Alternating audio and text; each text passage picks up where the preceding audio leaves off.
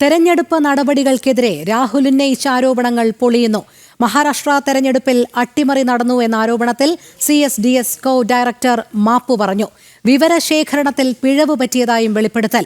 CSDS കണക്കുകൾ അടിസ്ഥാനമാക്കിയായിരുന്നു മഹാരാഷ്ട്രയിൽ ക്രമക്കേട് നടന്നുവെന്നത് രാഹുൽ ആരോപിച്ചത്. മഹാരാഷ്ട്ര നിയമസഭാ തെരഞ്ഞെടുപ്പ് നടപടികളിൽ ക്രമക്കേട് നടന്നുവെന്ന ആരോപണത്തിന് പ്രതിപക്ഷ നേതാവ് രാഹുൽ ചൂണ്ടിക്കാട്ടിയത് centre for the studies of developing സൊസൈറ്റീസിന്റെ കണക്കുകളായിരുന്നു. എന്നാൽ കണക്കുകൾ മുഴുവൻ തെറ്റാണെന്നും നിരുപാധികം മാപ്പ് ചോദിക്കുന്നതായും CSDS co director Sanjay Kumar ഔദ്യോഗികമായി അറിയിച്ചു. 2024 ലോക്സഭാ നിയമസഭാ തെരഞ്ഞെടുപ്പുകളിലെ വിവരങ്ങൾ താരതമ്യം ചെയ്തതിൽ പിഴവ് പറ്റി. അത് CSDSന്റെ ടീമിന്റെ ഭാഗത്തു വന്ന തെറ്റാണെന്നും വ്യാജ പ്രചാരണം നടത്താൻ ഉദ്ദേശിച്ചിരുന്നില്ല എന്നും സഞ്ജയ് കുമാർ വ്യക്തമാക്കി.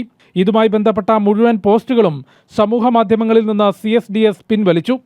ഇതേ CSDSന്റെ കണക്കുകൾ ഉദ്ധരിച്ചുകൊണ്ടായിരുന്നു മഹാരാഷ്ട്ര നിയമസഭാ ലോക്സഭാ തെരഞ്ഞെടുപ്പുകളിൽ വോട്ടിംഗ് ശതമാനത്തിലുണ്ടായ മാറ്റങ്ങളും ക്രമക്കേട് നടന്നുവെന്ന ആരോപണവും രാഹുൽ നടത്തിയത്.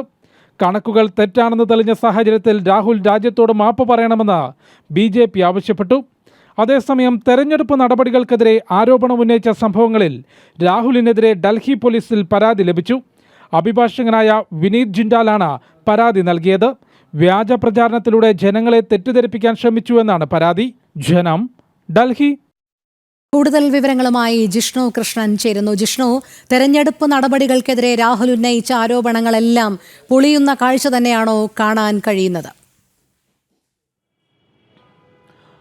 രോഹിണി, തെരഞ്ഞെടുപ്പ് നടപടിക്രമങ്ങളും വോട്ടർ പട്ടികയുമായി ബന്ധപ്പെട്ട് ഉന്നയിച്ചിട്ടുള്ള ആരോപണങ്ങൾ അടിസ്ഥാനരഹിതമാണ് എന്ന് തെരഞ്ഞെടുപ്പ് കമ്മീഷൻ ചൂണ്ടിക്കാട്ടിയിരുന്നു. ഇപ്പോൾ ഏറ്റവും ഒടുവിൽ രാഹുൽ ഉന്നയിച്ചിരുന്ന ആരോപണങ്ങൾ അടിസ്ഥാനരഹിതമായ കണക്കുകൾ നിരത്തിയായിരുന്നു എന്നുള്ളതാണ് തെളിയുന്നത്. അതായത് മഹാരാഷ്ട്ര നിയമസഭാ തെരഞ്ഞെടുപ്പിൽ വൻ ക്രമക്കേട് നടന്നു. അവസാനഘട്ടം സമയങ്ങളിൽ വലിയ രീതിയിൽ പോളിംഗ് ശതമാനമുണ്ടായി. 2024 നിയമസഭാ തെരഞ്ഞെടുപ്പും ലോക്സഭാ തെരഞ്ഞെടുപ്പും താരതമ്യം ചെയ്യുമ്പോൾ ലോക്സഭയിലെ വോട്ടിംഗ് ശതമാനത്തിലും അതിൻ്റെ രീതികളിലും വലിയ രീതിയിലുള്ള മാറ്റങ്ങൾ ഉണ്ടായി എന്നുള്ള ആരോപണങ്ങളായിരുന്നു രാഹുൽ ഉന്നയിച്ചത്. അതിനെ അടിസ്ഥാനമായി ചൂണ്ടിക്കാട്ടിയത് CSDSന്റെ കണക്കുകളായിരുന്നു. Centre for study of the developing society എന്ന ഏജൻസിയുടെ കണക്കുകളായിരുന്നു. അത് അടിസ്ഥാനപ്പെടുത്തിയായിരുന്നു രാഹുലിന്റെ ആരോപണങ്ങൾ. എന്നാൽ ഏറ്റവും ഒടുവിൽ ആ കണക്കുകളെല്ലാം തെറ്റാണെന്നും നിരുപാധികം മാപ്പ് ചോദിക്കുന്നതുമായും CSDSന്റെ കോ ഡയറക്ടർ സഞ്ജയ് കുമാർ തന്നെ വ്യക്തമാക്കിയിരിക്കുകയാണ്. അത് CSDSന്റെ ടീമിന്റെ ഭാഗത്ത് വന്ന പിഴവാണ്.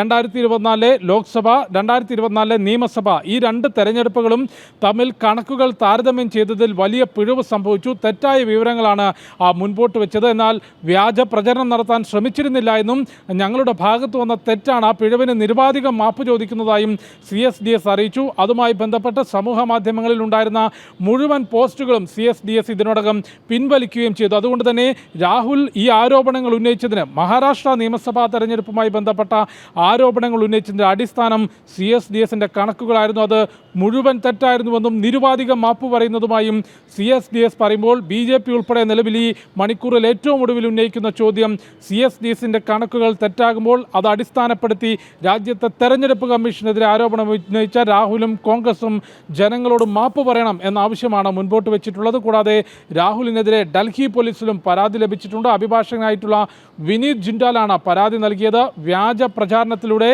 രാജ്യത്തെ ജനങ്ങളെ തെറ്റിദ്ധരിപ്പിക്കാൻ രാഹുൽ ശ്രമിച്ചു, പ്രതിപക്ഷ നേതാവ് ശ്രമിച്ചു എന്ന പരാതിയാണ് ഡൽഹി പോലീസിന് നൽകിയിട്ടുള്ളത്. രോഹിണി. ശരി, ജിഷ്ണു കൃഷ്ണനാണ് വിവരങ്ങൾ നൽകിയത്.